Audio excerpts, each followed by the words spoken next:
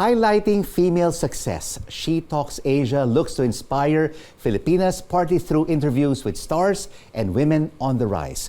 Co-founders Lynn, Pinugu and Bianca Gonzalez tell us about the movement for inclusion and empowerment. Ladies, thank you so much for joining us in the final word, and happy Women's Month. Thank you. Thank you for having us. So, Lynn, let's start off with you. She Talks Asia is 6 years old. What was the catalyst to start this movement? You know what? We didn't initially imagine it was going to be a movement. In the beginning, we just wanted to put up this one-day conference. And our idea before, in 2017, was we wanted to create a safe space for women to talk about issues that they don't necessarily get to talk about. And this was before the whole Me Too movement happened. So it wasn't as common before. And what was a one-day conference eventually turned into a movement. It turned into a community, because on that day we realized that so many women want it and there is a big need for it, right? Because I think that the thing with women empowerment, and I always get this question a lot, you know, in the Philippines we've had 2 female presidents. Yes. So does the glass ceiling really exist? Right? That's a question I often get. And to me, I think the challenges, we tend to be complacent, meaning because we do have, or we are, you know, much better compared to our neighbors, compared to our neighboring countries, there is the tendency to think that equality does exist here. But of course, when we talk about gender equality, Bianca, gender equity, women empowerment, it shouldn't be highlighted or celebrated only the month of March. Yeah. It has to be all year round. Yeah, absolutely. And I think to Lynn's point, that's why I think the conference, which is in our head just a March Women's Month conference, nanganak siya because we don't want to just be reminded to empower women every March. Dapat even April, May, June, all year round. And so the issues that we talked about actually came from the community, things they were asking us, things they were curious about. And so from just the conference, we came up with other initiatives like the tribe meetups, which are smaller workshops. And then of course, because now everything is online, we're very, very heavy on social media, our social media platforms, on sharing stories of women, the struggles. And then syempre during the pandemic, we didn't stop mga online panel discussions. We even had online check-ins because we realized that for a lot of women, they just wanted to be heard and they just wanted, you know, to vent. Correct. Like with fellow women. Share their stories. And I think to vent in a safe space. I think that's the big difference and what we hope we provide for the community. But, you know, how successful, though, has She Talks Asia been in amplifying messages of empowerment, diversity, and inclusion in all of these safe spaces, conferences, meetups, social media? I mean, according to the United Nations Secretary General Guterres, it will take 300 years. Oh my goodness. 3 centuries before we really see gender equality and gender equity. You know what? I am cautiously optimistic. Meaning, like what I said earlier, I do think that there's a tendency to be complacent every time we achieve a small victory, right? And to me, I think what She Talks Asia has been very successful at is the consistency. The consistency of raising awareness about these important issues. Because to me, it always starts with that, right? The more aware people are, the more that it's always something that we bring forward or something that we constantly raise awareness, then the easier it is also for people to develop empathy, and from there, action can happen. How successful are we? I would say that, you know, again, 6 years ago in 2017, we were quite unique in the sense that I think we were the only one, at least in our space, meaning in that online space of trying to create awareness. But since then... How much have you grown since then? Well, we were 3 when we started. Now we're 5 co-founders. But the community has really grown, I think. I mean, online we're about 18,000. But I think for me, I also see it in the way companies ask us to help us with their DEI, no, which is something which is now a priority when you talk about sustainability. And I think that is a concrete example, right, of how the conversation has evolved and grown. Yeah.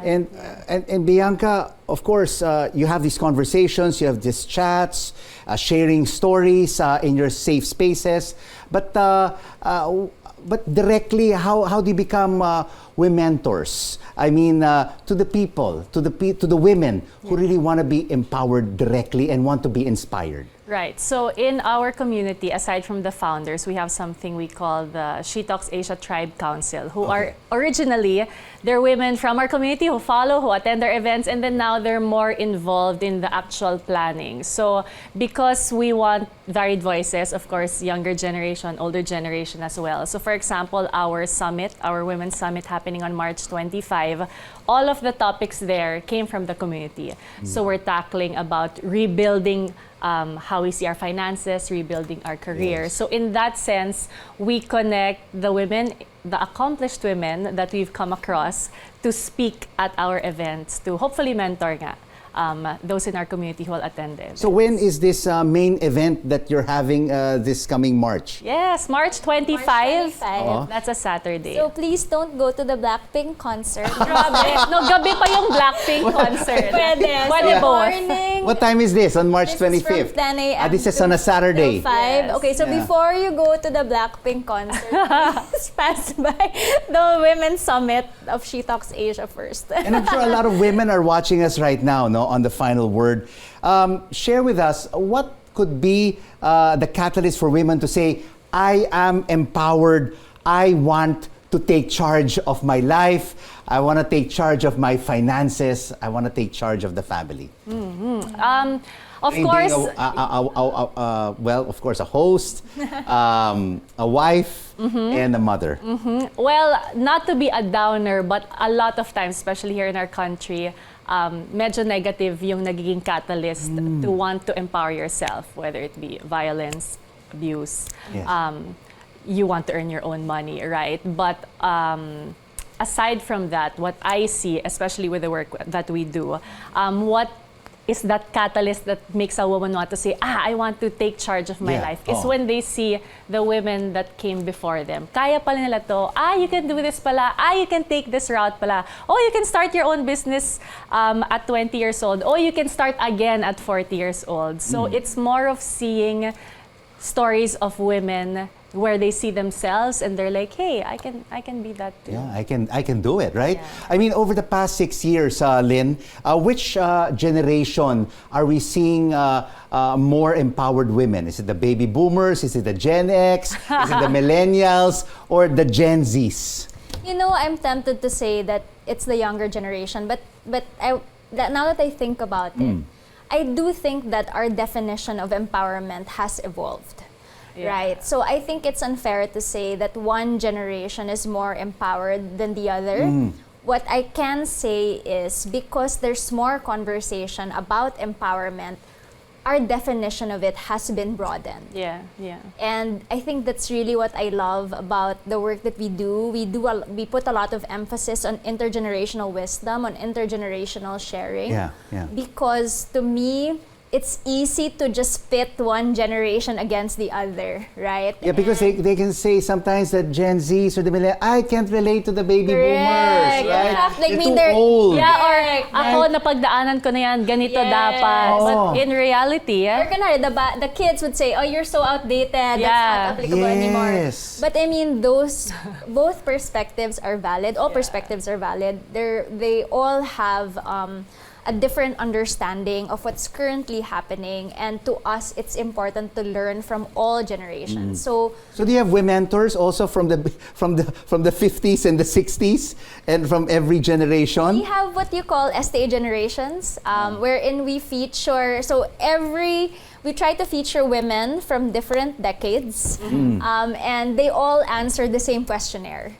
So it's nice to see how different the answers are, but also how there are so many common things that women value, and it's just that, again, it's a different season, or it's a different life season for each stage, right? For Yeah. each decade. So the way they answer it, though it's different, you still see the common themes. And from these experiences that you gather from all the members of She Talks Asia, are we seeing now more equality, more gender equity? Are women given the same opportunity as men in various industries? I think in the Philippines, we see it that we're quite lucky, right? We're quite lucky that we see a lot of women in leadership positions. We see a lot of women in government. And I think the biggest challenge I see in the Philippine society specifically is really the unpaid care work.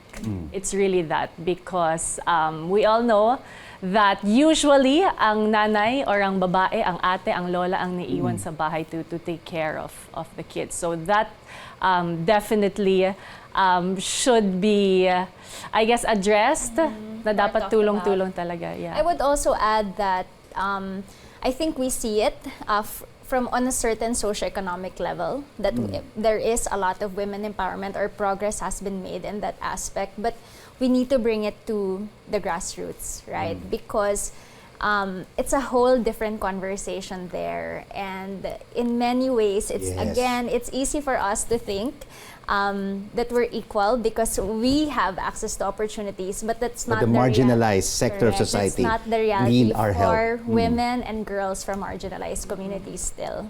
And your final word, Bianca, to all our women viewers right now. It's Women's Month. What is your message for Filipinas to be empowered, not only in March, but throughout the year?